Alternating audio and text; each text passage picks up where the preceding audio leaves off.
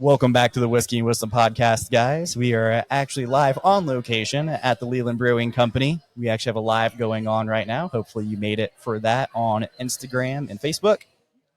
But if you didn't, you have us now. So without further ado, you already know Chris and I, and we have Chris Leco sitting over here to my left. We've had him on the podcast before. And actually, Mark, I don't know your last name. Saeed. And we have Mark Saeed. And these are two of the four owners, right, of the Leland Brewing Company? Yes. And we're having our Whiskey and Wisdom event tonight at the Leland Brewing Company as well. And they were gracious enough to host us here. So we wanted to shout them out as well and bring them on and learn a little bit more about the brewery, even more so than we talked about with Leco before. Yes. Perfect. So whoever wants to take it away first, tell us a little about the brewery we have here. Go ahead, Mark. All right.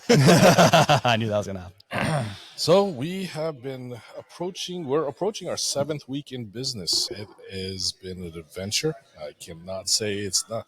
It's been a great experience so far. The community, our guests have all been extremely receptive to every offering that we've had. We've got 12 amazing options made in-house, from our stouts to several different versions of IPAs.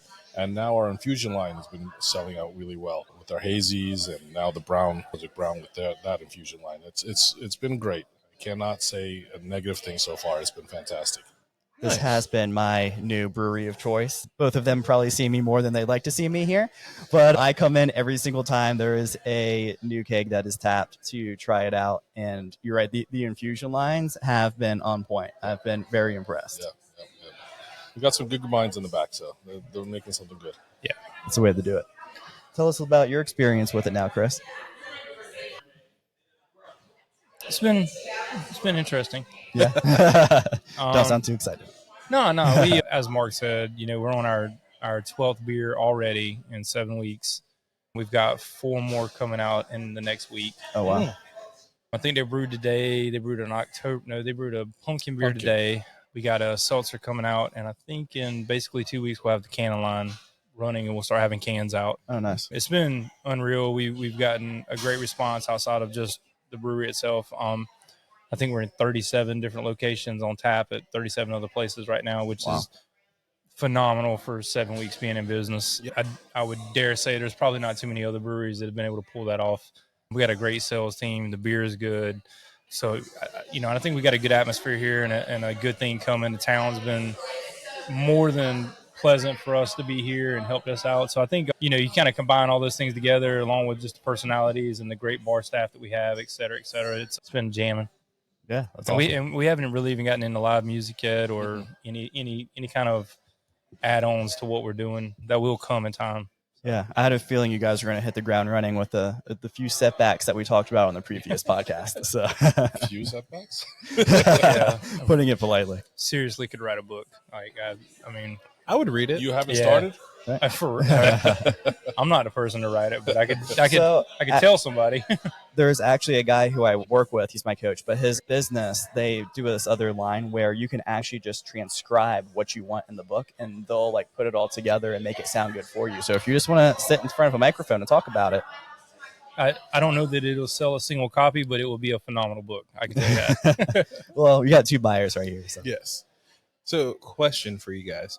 I know it's taken a while to get this all together and put together because I wasn't here on launch, unfortunately. I was out and about traveling. What was your first beer that you guys released? The Golden Sunset. Okay. Yeah, the Golden Ale. Yeah. So we opened with 3 beers. It was the Brunswick Brown that went out to market first. Well, yeah, actually. So the Golden was the one we wanted to release. The Brunswick Brown ended up going out first, and we ended up calling it Shea Day IPA. So those were the first 3 when we opened, and I think 2 of them were screw ups. We weren't even trying to make them. It just ended up happening, and they sell a ton. We've already maybe 2 kegs left of it. Oh wow! So yeah, it's been kind of crazy. It's really great that to have first runs of almost every batch be winners. Yeah. Yes. Generally, you have let's do a test batch and see how it turns out. And we've not had any sort of waste. We've not had any wow, this is really bad. but put it on the market. No, every one of the first batches that we've got on the board have been winners. That's fantastic. Yeah, that's really goes to show you the skill that we got in the back. And so another side of that is when we look at analytics for, the day, the week, the month, Right. we'll look at what's selling. And let's just say like the hazy's the number one seller, and it might sell, 200 beers a day. Well, all the other beers will be like 175, 174, 172, 170, 169. They're all within like like within 10 or 15 beers of each other. It's kind of weird, which I think that says a lot about the beer too, considering we do have some guest taps on, and there's some other beers that we don't carry that are still selling. So do you guys, because I'm assuming you run the front of the house for the most part, the daily business. How did you find the people to run like the back half, making the beers and everything? That came from Nick. Nick is our main sales head, and he brought Ethan Hole on. And Ethan has a long experience in the brewery business. Mm-hmm. He's had his own breweries in the past, and he's done quite well for himself. He's been an ex-Wilmington firefighter. Okay. And he approached us, looked over his resume, his reputation, and what he's done in the past, and let's go. We didn't try any of his products before, so this was we're all kind of working on faith, and faith worked out. Yeah, I love it. It seems like it's working out pretty well for the town too. Every time I come in here, it's at different times, days of the week, and the bar stays pretty full for the most part around here. So I think Leland was really looking forward to something like this, and I think you guys delivered on what you were trying to accomplish so far. So there's only good things coming, it seems like, down the road. Yeah. Hopefully. That's the plan, right? Right. Forward moving, progress.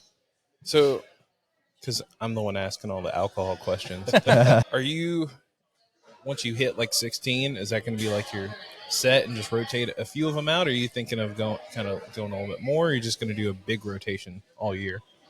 I think the plan is have a base 16 and then keep with the infusion line. The infusion line is never going to be consistent. So you'll have a couple that will be like, that's a favorite, but it's seasonal. You won't have mango, pineapple in the wintertime. No. But you'll continually change out those flavors, move those things around. Will you have a pumpkin Oktoberfest? No, of course. So there will be changes throughout the menu, as well as what we can bring in-house for those things that we will not produce in-house, such as your sours and all those other items. Nice. So, because you mentioned infusion a few times, what exactly is that? Because, we drink whiskey, not beer too much. So, can you explain that? Basically, they take a half barrel, half keg, and put whatever they're going to infuse that product, that beer, they put it in there, let it sit for 3, 4, 5 days, whatever it is, pull that stuff out. And so that's had time to soak into the beer and create a different flavor profile. Then they'll put it into another keg, pressurize it, and then we'll tap it. Like we got one coming out tomorrow, which is our stout with peanut butter, marshmallow, and banana. Oh, that sounds good. Supposed to be. He's been tasting it today, and he said it was on point. So yeah, You may want to keep that one on tap. Yeah. It sounds delicious. Yeah, and there's the things you can get all year. So yeah, I'm intrigued to kind of see where you go from there with your infusion collection. And the beauty of a brewery is that you can have a small batch of something, keep it on tap, and it'll keep for a while, versus going mainstream with the larger, more distributable items where you would be producing a lot on a much larger scale. Okay. So where we're sitting now, what would you say is both of your favorite beers that you have on tap? Mine's the Wit. I like the Wit a lot. Yeah. the brown is really good. That is good. That's good. I'm drinking a golden right now, super light, easy. The hazy's actually really good, and I'm not an IPA guy. Okay. Yeah, I really don't have a favorite. I just kind of move down the line, drink it back. Whatever I feel like drinking that day is what I drink. That's typically what I've done too. That's a good point, Chris. The IPAs we have are not your IPAs that we've had outside breweries, where they're more, they're not in your face and slap you in the face. I can't stand IPAs. I like our IPAs, not because I'm biased or anything, but they actually are very refreshing. They're not like a heavy hop forward. Yeah. Look, we've been hearing it from a lot of people, and you can say you heard it here first. Tropical Lightning is the biggest name around here, and that's a great beer. But most people is not going to drink 3 or 4 of those. You're going to drink 1 or 2. Yeah. We have been hearing from a lot of beer guys that our Seneca Guns is going to make a run for them. Like that's going to be one that's going to push Tropical Lightning pretty hard, which would be great because to be able to be in that same league and to have anything remotely close to what Wilmington Brewing has done there would be amazing. We would honor that any way we could. So hopefully that beer does continue to push on and can win over some people that just can't handle a lot of that big, heavy, hoppy, strong IPA. I can second that too. That's what I'm sipping on right now too. It's just out of my reach. But I was doing the same thing at first too before I tried the Seneca Guns, just kind of bouncing around. Like I liked them all, and it's like, what do I feel like drinking today? But I've been going back to that one. Like my second beer every single time is going back to that Seneca Gun. So I agree. Yeah, that was very good. So because you guys are exploding in the market, do you have plans to expand the brewery at all, or are you just gonna, sit where we're at, make a new location or something? Unless one of us wins the lottery tomorrow, it's just going to be a while. Okay. I mean, we got plans, obviously. We own 5 acres here. This is about 2.5 that you can see that's cleared. Yeah. So we do have plenty of room to do a lot of extra things, and that's all of us is gold. But, I mean, it's business. You got to keep doing like we are now and keep pushing forward and hope that we can continue to make good beer and, people will like it and we can sell it. So. Yeah, it's true. So I know you have guest taps as well for, like you said, like the sours and the seltzers and stuff like that. So what are you drinking right now? I'm a cider fan, so I have a mixture. We made a bit of kind of mocktails, cocktails, whatever you want to call it. Yeah. So this is Larry's Lemonade with Ludacris. That's a nice little mixture over ice. It looks good and it tastes good. So I know what I'm trying. The only reason why I knew what it was is because I had it yesterday when we were coming in doing the planning for today. So it gives you that kind of, it separates with the different colors, so it gives you that kind of sort of island feel. I like it. I mean, it is so hot outside. You need something refreshing. Right. For those who aren't watching it live, I mean, it was 92 when we started setting up earlier. Yeah. At least. Yeah. And I already went through one T-shirt, and then I bought one while I was here. I will say, I don't know who makes your shirts, but they are the most comfortable, brewery T-shirts I've bought in years. It's the Logo Shop, which is right down the street. Okay. Oh, nice. We for the most part, almost everything we've done here, we've tried to keep in-house with Leland people. Yeah, the signs on the buildings were made by Leland people. T-shirts, hats, and all that are Leland companies. We've done little things here and there. We've tried to do everything we could to support local Leland stuff. I love that. The bar. Yeah, the bar was, we've done everything that we could to try and keep it within people and friends and family and everything that we knew around here.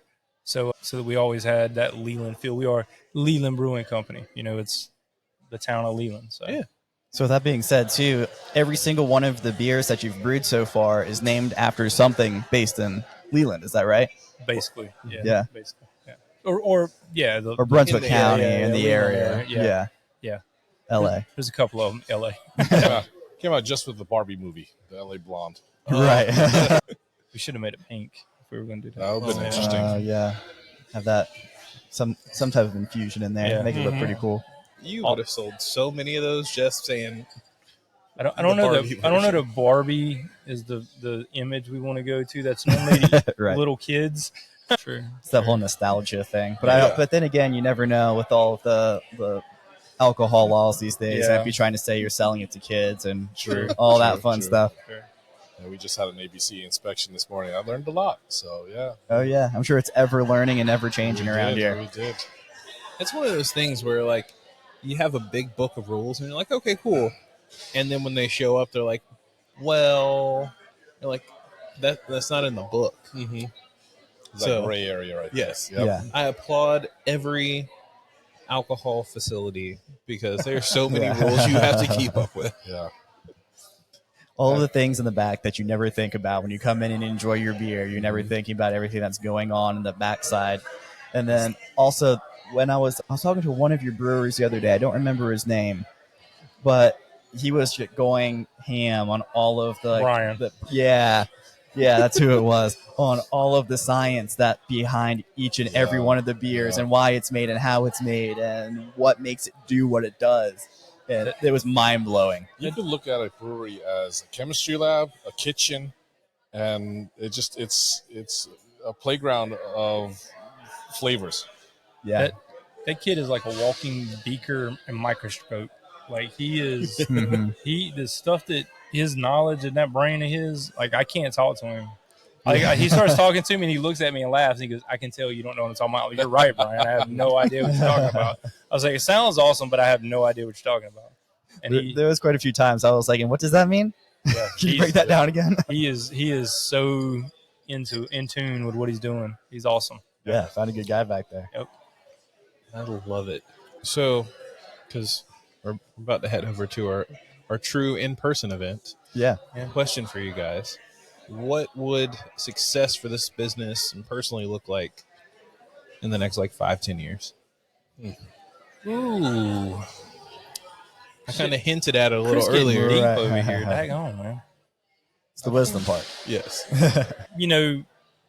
One of our partners owns the land next to us.